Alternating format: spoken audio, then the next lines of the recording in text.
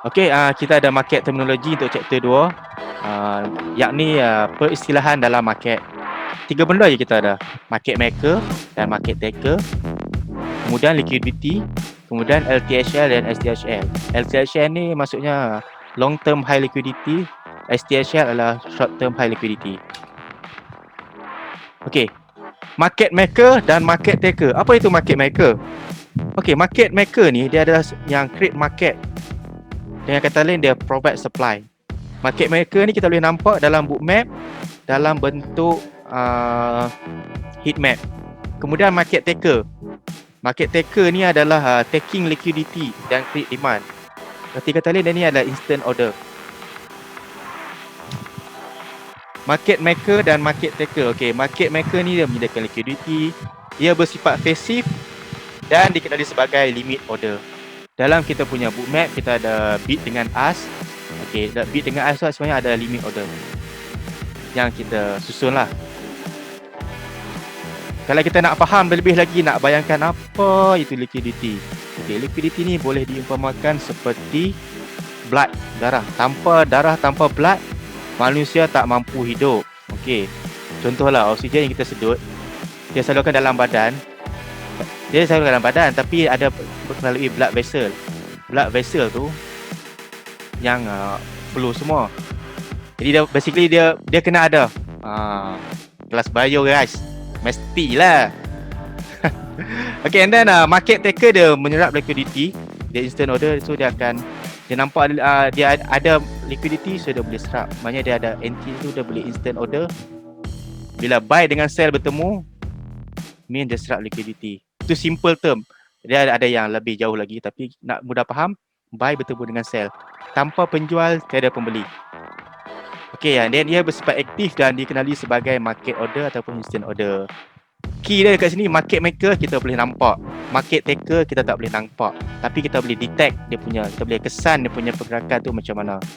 Macam mana kita nak kesan? Okay, kita boleh gunakan bookmap dengan bookmap punya pemahaman yang lebih sikit. Okay, liquidity. Okay, liquidity pada bookmap berbentuk heat map. Okay, ni apa ni, saya explain banyak ni. Tengok gambar tu lah. Okay, inilah contoh dia. Okay, boleh bayangkan menara KLCC ni. Okay, bid adalah buy limit, ask adalah sell limit.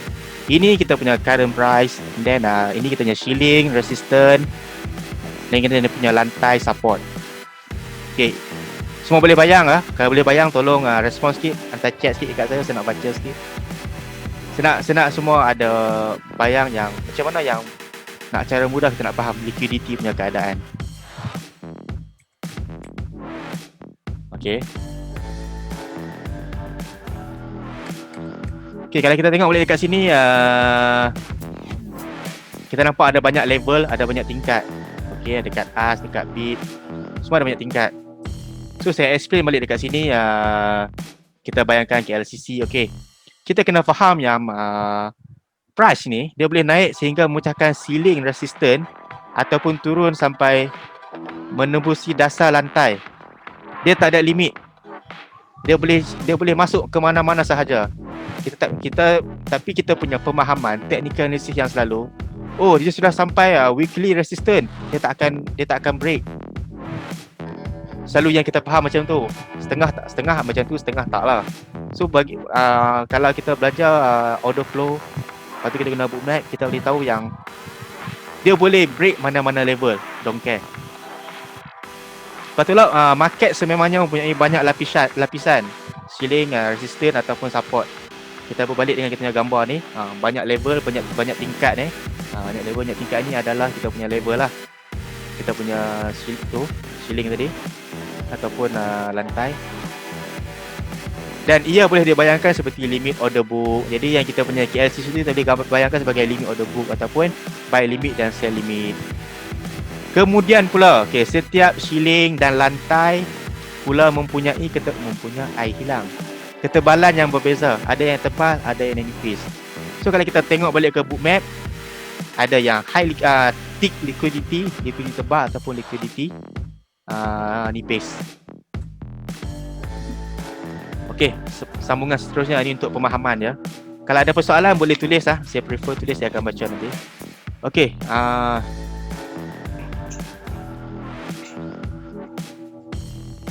okey, liquidity soalan daripada Syahmi. Okey, saya jawab satu soalan dulu. Okey, limit order sahaja yang dikira sebagai liquidity. Stop order kita tak nampak.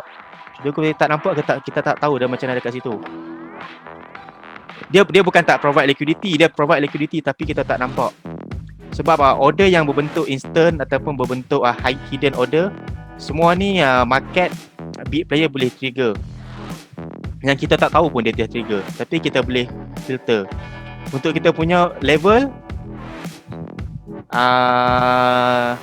limit order saja yang kita boleh lihat. So yang itu pun sebenarnya dah banyak membantu. Okey, okey. Terima kasih. Okey, saya pergi ke sambungan. Okey, kita kena mesti faham yang tadi kita contoh KLCC. Okey, sesuatu mesti makan, mesti eat up shilling supaya harga boleh naik. Pemakan dikenali sebagai market order ataupun instant order. Okey, apabila pemakan ini berada dalam market, ia akan memakan shilling lalu menyebabkan shilling menjadi nipis atau pecah. Ini berdasarkan quantity instant order buy. Okey, dekat sini kita nak bagi tahu kalau kita bayangkan market ada shilling tu dia boleh menipis bila ada banyak buy order, instant order yang hit, dia akan makan liquidity dia makan. Kalau ada 1000 lot liquidity kat situ, dia akan makan sampai 900, 800 sampai kosong. Sampai kosong tu maknanya dia habis absorb semua price tu, dia akan naik lagi. Okey, ni pemahaman. Pemahaman yang selalu kita dengar bila nak beli rumah. Okey. Okey, kita selalu cakap harga rumah ni naik. Sebab apa dia naik? Sebab buyer ni banyak daripada seller. Sebenarnya itu adalah mustahil. Sebab apa mustahil? Sebab dia market ni ada satu mekanisme yang menemukan buyer dan seller. Okey. Jadi jika tiada seller, anda tidak akan mendapat membeli apa-apa pun. Jadi sini kita kena faham yang harga naik sebab pemakan ni, instant order ni, dia makan semua dekat level tu, dekat sekian shilling tu, dia consume all at specific price level. Dan dia menyebabkan pemakan seterusnya ni perlu memakan pada shilling yang lagi tinggi, next level. Sebab tu dia makan harga yang dia akan jadi harga naik. Sini boleh faham ke yang saya beritahu ni? Saya nak beritahu yang contoh sebab apa harga rumah naik. Kalau saya nak contoh dia macam banyak sikit lah.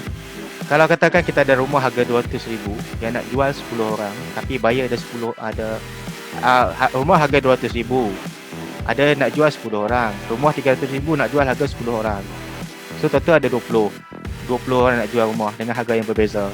Tapi kita ada buyer 20 orang. 10 orang pertama akan dapat harga 200,000.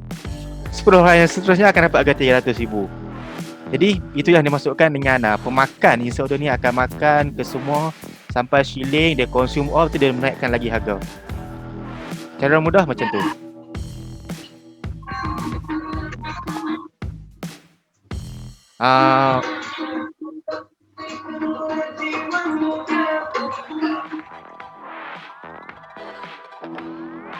Boleh dengar saya cakap cakap ni boleh dengar?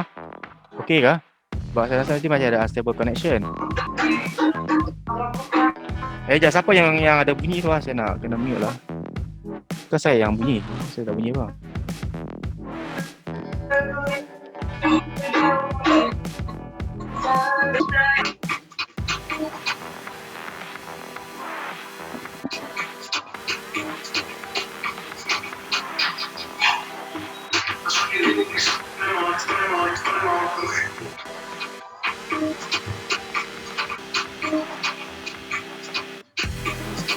Sekejap, siapa yang dah buat bunyi tu saya nak.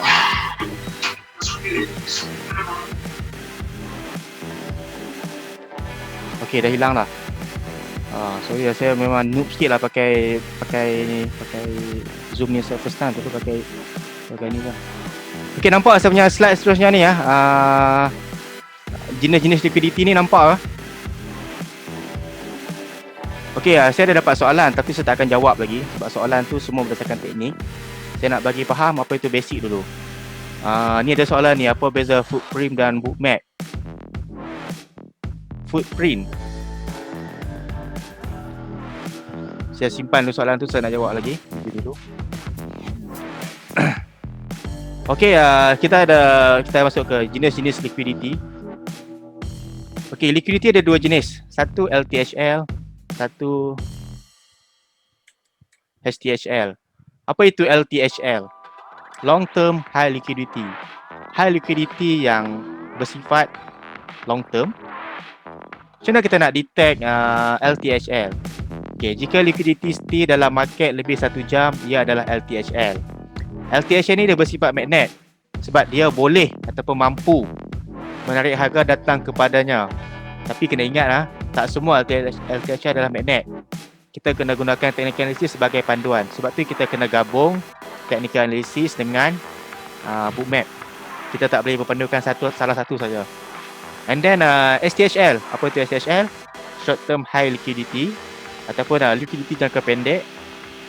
Jika liquidity ni bersifat sekejap, mungkin 1 saat, 1 minit ataupun kurang pada sejam, ia adalah STHL. STHL ni fungsi dia sangat simple. Dia boleh menolak ataupun dia boleh repel price tu daripada keadaan dia. Contohnya kalau current price ada STHL bawah current price, dia akan tolak ke atas. Kalau dia ada STHL atas current price, dia tolak ke bawah. Dan sebaliknya. Tetapi kena ingat juga tak semua STHL bersifat menolak.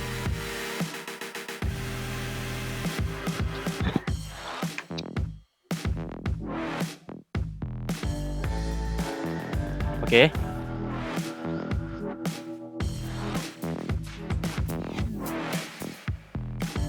Okey, ini adalah contoh LTHL. Nampak? Alamak, mana chat tadi?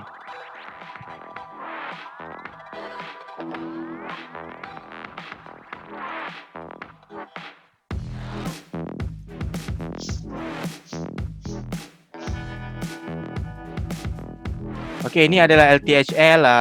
Ini contoh LTHL. Okey, liquidity, high liquidity yang ada dalam market lebih 1 jam ada LTHL. Okey, kita nampak ni lebih 1 jam. Macam mana nak nampak? Tengok masa kat bawah ni. Ni pukul 5, 6 pagi, 7 pagi, 8 pagi sampai pukul 1 petang. Maksudnya pukul 5 pagi sampai 1 petang ni dia duduk stay dalam market. Yang ni pun sama. Daripada pukul dalam pukul 10 sampai pukul 12 tengah hari, pukul 1 dia ada lagi dalam market. So ni adalah valid LTHL. Dia sampai sini saja ya. Sini bukan sini tak define apa-apa. Sini current price. Kita tengok sampai takat dia punya bola-bola ni. Dia punya ni.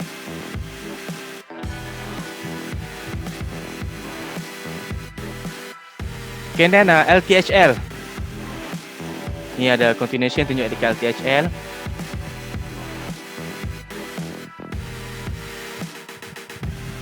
Okey, LTHL sambungan tadi kita boleh nampak dekat sini dekat kawasan bid ada 116 lot, 111 lot. So bila lagi banyak lot dekat number sini ni lagi tinggi,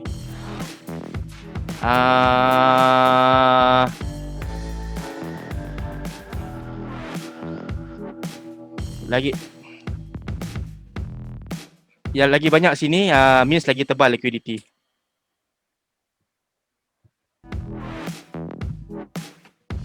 Okey, ini adalah contoh STHL, STHL in the making. So nampak dekat sini, chart belum siap lagi ni. Ni ada kita punya circle ni, bola ni. Dia baru timbul. Ni ada STHL. Tapi kalau dia timbul lebih pada sejam, jadi LTHL. STHL boleh jadi LTHL. LTHL tak boleh jadi STHL. Okey, ni adalah sumber yang kita punya team buat. Dekat mana STHL, dekat mana LTHL. Tak pastilah nampak ke tak nampak ni. Dia serabut sikit tapi